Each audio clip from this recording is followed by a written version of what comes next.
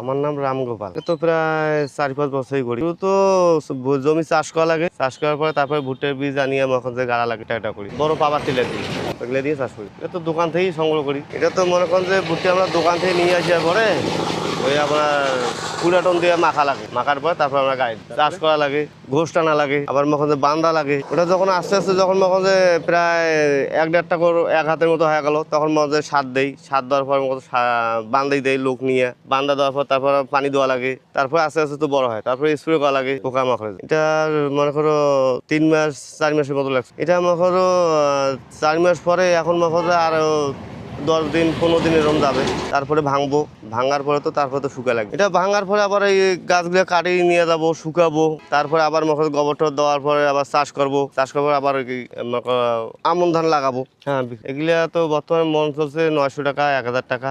এটা তো 40 কেজি মন আছে আমাদের এখানে।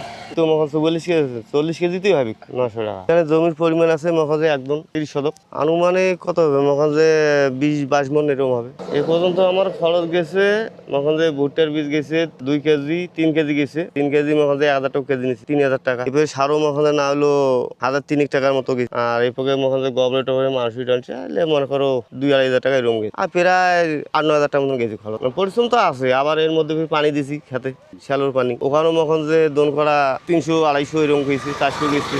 হ্যাঁ, ওখানে লাগছে তো। ওখানে চাষ করা মখন যে নিচে 1200 টাকা টিকাটা, 12-13 টাকা ফুক গেছে না, 20,000 টাকা 21,000 টাকা এরকম হবে, 20-22,000 টাকা এরকম হবে। না, একটাই। আগে তো কৃষিকাজ করতাম, আগে জমি তো পড়ি ছিল, তাতে বাপ দাদার ঘরে আগতে আবাদ করেছিল, সেটা তো সহজে চলে না। তারপর মাঝে মাঝে কৃষিকাজও করি, মানুষের কাজও করি, চলা তো লাগবে। যে কোনো ব্যবসা বাণিজ্য করি, চলার গতি ঠিক করা লাগবে, পরিকল্পনা একটু আগা লাগবে।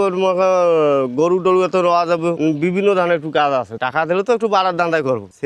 ছেলে হলো 2টা, মেয়ে 1টা। হ্যাঁ, মেঘ বিয়ে দিছি, কোনো মতো আর কি চলছে। না, আমাদের এলাকা তো বর্তমানে ভুট্টা ভালো উঠছে আর কি, ভালো হয় না, ততটা লস হয় নাই, কিন্তু স্প্রে করা লাগে 2-4 বারই করা লাগে। স্প্রে ছাড়া তো কোনো জিনিস হয় না। এখন এটা পাতা ছিটতেছি কেন, এখন ভুট্টাটা শুকান পাবে, রোদ পাবে, এই জন্য ভুট্টার পাতা এটা ছিঁড়ে দিয়েছে।